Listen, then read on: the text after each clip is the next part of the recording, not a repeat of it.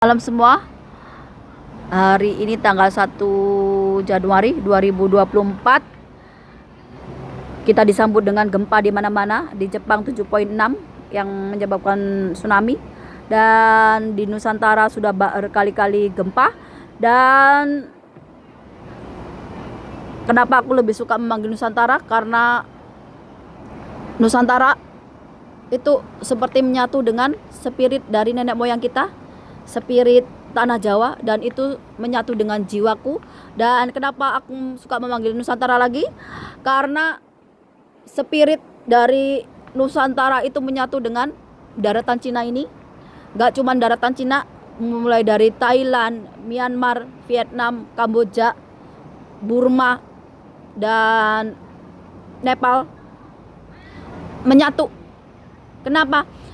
Karena ini spirit dari nenek moyang kita, mulai dari yang Kapitayan, Hindu, Buddha, dan sebagainya. Kenapa? Karena mereka itu tauhidnya tauhid sejati, yang artinya apa? Mengenali diri kita sendiri dan mencapai ke titik kesadaran. Siddhartha Gautama mencapai titik kesadarannya di bawah pohon.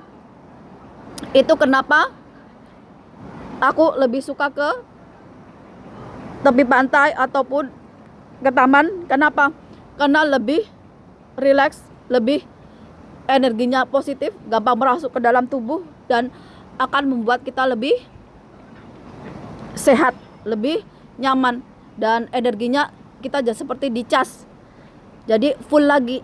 Dan sama seperti kalau kita mandi itu, kalau kita lagi letih lesu, tiba-tiba mandi, seger buger, nah itu kita seperti dikasih energi baru dari alam.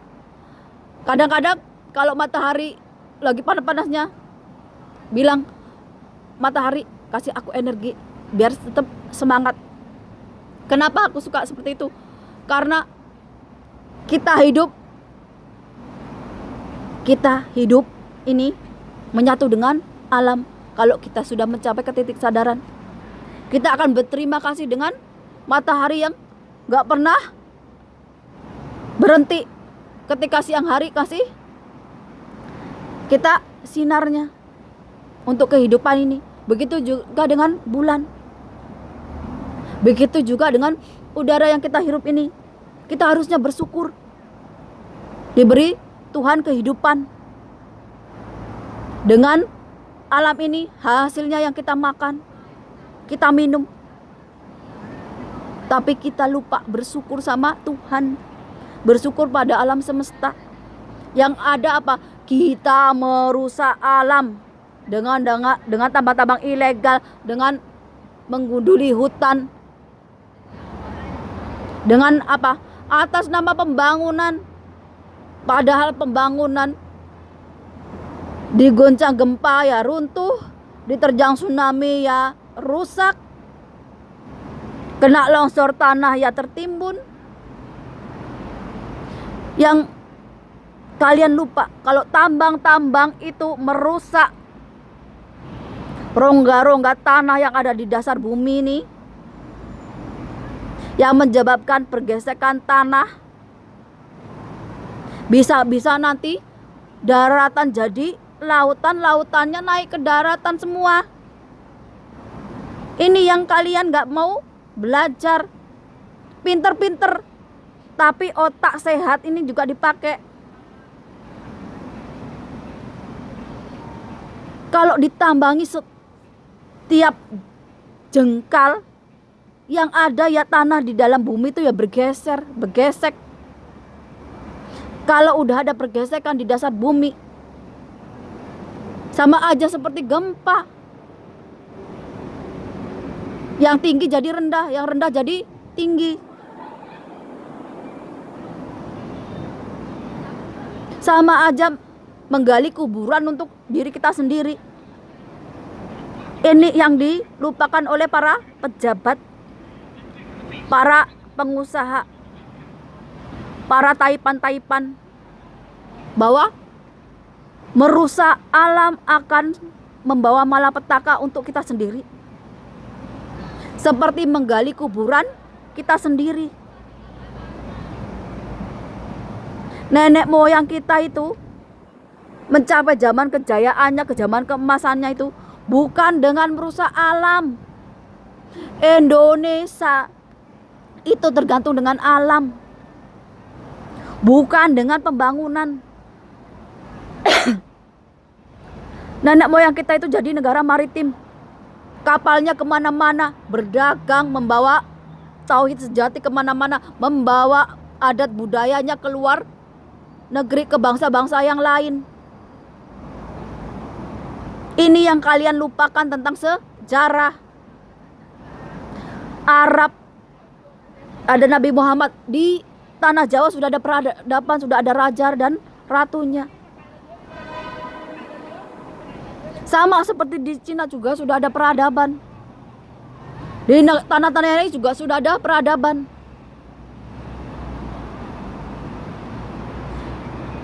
Sehingga kita apa? Lupa sama sejarah sendiri. Kalau udah lupa ya kita nggak tahu siapa diri kita ini.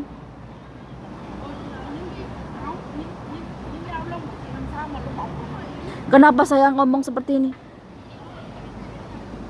Karena 2024 itu tahun naga. Naga ini melambangkan kesucian, kejayaan, kemakmuran. Kenapa naga? Karena nenek moyang kita itu, gak kira di tanah Jawa, di daratan Cina ini, dimanapun, mereka kalau bertapa, semedi, meneng. Nabi Muhammad juga bertapa di Gua Hiro. Untuk apa? Untuk mencapai titik kesadaran sehingga mendapatkan wahyu. Nenek moyang kita juga seperti itu. Tapi banyak dari nenek moyang kita itu jadi raja dan ratu. Setelah lengser ke Prabon, baru mereka itu bertapa, membersihkan diri agar apa? Ketika ajal datang, mereka dalam keadaan suci dan bersih dan kesempurnaan. Ini sejarahnya. Yang zaman sekarang itu gak mampu melakukan. Kenapa? Hawa nafsu aja gak bisa mengendalikan, kok mau seperti nenek moyang. Ada topong rame, tapi harus kita sanggup. Kenapa? Ujiannya dibully, dicaci maki, dizolimi, direndahkan, dikucilkan. Apapun yang orang lain lakukan kepada kita, kita diem. Karena apa? Karena itu ujian. Itu kalau kita udah mencapai titik kesadaran, kita akan tahu. Kalau kita dijahatin orang gak balas, kenapa? Kalau kita balas sama-sama jahat, berarti kita sama dengan mereka. Nah, ilmu diam, ini ilmu paling tinggi. Orang diam belum tentu bodoh. Kadang-kadang orang diam ini udah tahu duluan apa yang mereka lakukan, tapi diem-diem aja. Contohnya saya kerja ataupun ketemu orang, karena saya bisa baca pikiran orang lain, bisa baca hati orang lain, walaupun pakai nada suara ataupun pakai tulisan, pakai apapun yang aku bisa tangkap pakai panca indera ataupun dengan firasat, aku akan diem aja. Kenapa? Bukan aku gak mau membalas, tapi percuma. Kenapa? Buang-buang energi. Yang dilakukan apa? Diem, pasrahkan sama Tuhan, percaya pada karma, biar Tuhan yang membalas. Kita cukup apa? Diem, sabar. Diem dan sabar ini yang ilmu paling tinggi. Kenapa? Karena gak semua orang bisa sabar. Gak semua orang bisa diem ketika dia dijahatin. Gak semua orang bisa sabar ataupun diem ketika orang lain memperlakukan buruk, walaupun dia udah tahu. Ini ajaran nenek moyangku. Diem dan sabar. Bukan berarti bodoh, bukan berarti bisa direndahkan tapi mainnya apa? Tuhan. Biar Tuhan yang membalas. Kenapa? Karena semua makhluk hidup ini ciptaan Tuhan. Semua makhluk yang diciptakan Tuhan Sama, yang dibedakan adalah iman dan perbuatannya. Ini kenapa aku ngajarkan buat kalian, jangan zolim ke orang lain, jangan berbuat jahat ke orang lain, jangan berbuat semena-mena ke orang lain, jangan melakukan angkara murka, membuat kerusakan di alam ini. Kenapa? Karena kita akan mendapatkan karmanya. Mungkin gak sekarang, tapi besok-besoknya. Kita gak tahu. Ketika kita jahat sama orang, zalim sama orang, mana tahu orangnya tiba-tiba menangis ngadu sama Tuhan. Kalau dia mengadu sama Tuhan, kita gak bakalan bisa berbuat apa-apa. Kenapa? Yang kita lawan Tuhan, bukan lagi sesama manusia. Dan yang untuk seumuran sama kayak aku pasti bisa bedakan zaman ini seperti apa kerusakan moral dan etikanya. Zaman kita dulu, kita dengan orang tua, dengan guru aja sungkan. Beda dengan anak sekarang karena mengejar modernisasi. Zaman jahiliyahnya tanah Arab yang ada utusannya Nabi Muhammad, zaman jahiliyah itulah Indonesia zaman sekarang. Kok saya bisa tahu? Kalau kalian bisa mempelajari Al-Quran secara rohani, kalian pasti bisa melihat tanda-tanda yang sudah diberikan oleh Nabi Muhammad yang ada di Al-Quran. Seperti apa zaman jahiliyah. Di Nusantara itu ada nenek moyang kita, tapi nenek moyang kita mengajarkan tauhidnya tauhid sejati. Makanya orang Jawa nenek moyang kita itu werosak durunge wi nara, ngerti apa yang akan terjadi. Jadi sebelum itu terjadi kita udah tahu kita mau ngapain. Tapi orang zaman sekarang kalau diperingatkan gak bakalan denger, apalagi mau berubah. Sekarang ini kita tinggal pasrah sama Tuhan dengan apa yang terjadi. Kenapa? Kita tinggal nunggu hasil dari perbuatan kita. Karena kita merusak alam dengan mengeksploitasi alam itu, nah jangan kaget. Nanti daratan bisa jadi lautan, lautan bisa naik ke daratan semua. Kenapa? Ya karena ulah dari kita sendiri. Gak bisa nyalahkan siapa-siapa. Perbuatan kita sendiri. Kita diajarkan capai ke titik kesadaran. Agar apa? Agar kita itu bisa memperbaiki sistem kehidupan dalam masyarakat. Kalau udah mencapai titik kesadaran, kita itu bisa berbuat adil, bijaksana, bener, jalan lurus ke Tuhan. Ini tauhid sejati ini, jalan lurus bener ini, seinergi dengan alam semesta ini. Gak kira gunung-gunung berapi, lautan, hutan, semua seenergi positif vibrasinya. Di gunung, di laut, di hutan, dimanapun ada penjaganya, yaitu orang-orang suci, orang-orang yang kasampurnan, yang diizinkan sama Tuhan untuk menjadi penjaga bumi. Kalau kalian bisa melihat yang kasat mata, kalian bisa melihat seperti orang tua putri ataupun naga ataupun macan. Kenapa? Ya namanya makhluk gaib, suka-suka mereka. Mau mereka membo-membo jadi apa? Ya nggak mungkin itu mereka membo-membo jadi kuntilanak, pocong dan sebagainya. Kenapa? Karena yang model seperti itu belum mencapai kesempurnaan atau kesucian ketika meninggal. Sama seperti orang hidup kita ini, orang jahat-jahat ini ya. Makanya kita diajarkan hidup untuk apa?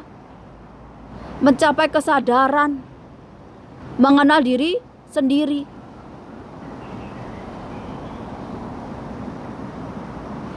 ...2024 tahun naga. Berhati-hati. Eleng lan was podo. Kalau kalian jahat, kalian akan narik yang jahat. Kalau kalian tukang bikin rusuh, kalian akan menarik tukang bikin rusuh juga. Kalau kalian tukang bikin huru hara, kalian juga akan menarik yang tukang bikin huru hara. Energi negatif menarik energi negatif. Energi positif menarik energi positif. Ini hukum alam, hukum Tuhan. Dulu waktu aku kecil suka banget nonton Tutur Tinula dan Saur Sepuh. Jadi aku pengen cita-citanya apa? Jadi ratu dari orang biasa. Tapi setelah besar, berjalannya waktu, lupa dengan cita-cita itu. Dan kenapa aku ingin ajarkan ini? Biar kita ini didik anak-anak kita itu dengan cita-cita yang baik. Biar cita-citanya jadi dokter untuk menolong orang lain. Jadi insinyur atau jadi hakim yang menegakkan kebenaran, membantu orang-orang yang lemah. Jadi polisi ya, jadi polisi yang amanah, yang menegakkan kebenaran, bukan yang tukang korupsi.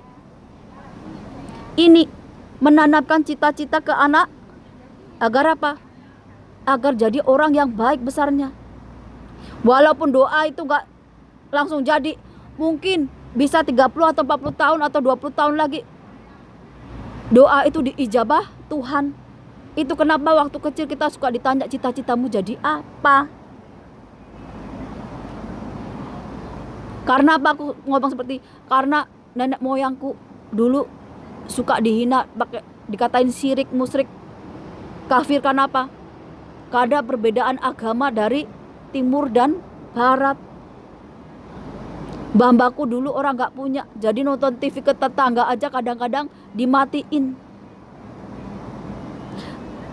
Listrik aja masih nyambung ke tetangga. Makanya apa? Makanya sekarang aku berusaha memperbaiki diri, memperbaiki takdir. Agar apa?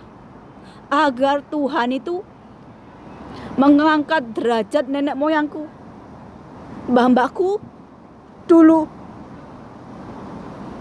Kenapa? Karena ya aku pengen bahwa orang-orang yang merendahkan mbah-mbahku dulu itu bisa melihat bahwa nenek moyangku, mbah-mbahku dulu adalah orang-orang hebat. Jadi aku hanya bisa berdoa bahwa Tuhan itu mengubah takdirku, memuliakan, gak cuman memuliakan atau menaikkan derajatku, tapi juga mbah-mbahku, leluhurku dulu. Karena apa? Karena aku merasakan dan mengalami sendiri bagaimana mbah-mbahku itu dulu, karena mereka miskin atau mereka itu bukan dari orang-orang ningrat, orang-orang Arab yang statusnya itu ada di sini, yang masih kelihatan sekarang. Tapi sekarang aku berdoa bahwa aku bisa ngubah takdir itu, bahwa mbah-mbahku yang udah gak ada, yang udah meninggal, baik yang udah ribuan tahun, tetap mereka itu adalah leluhurku, tetap mereka adalah mbah-mbahku. Yang aku bisa persembahkan adalah berdoa sama Tuhan. Agar apa?